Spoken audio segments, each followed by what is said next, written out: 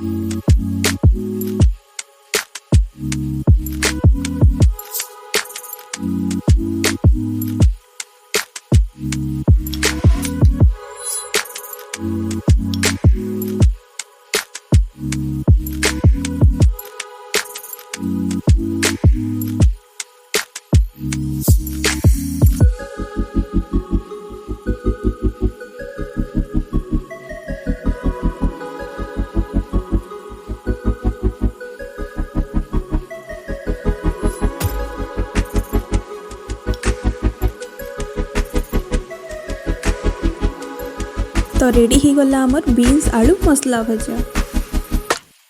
आपण माने भी घरे निहाती ट्राए करिकिना देखुन आउ केमता लागला कमेंट रे निहाती जणाव। आउ प्लीज मोर चैनल के लाइक शेयर एंड सब्सक्राइब करबाटा नहीं पासरी में।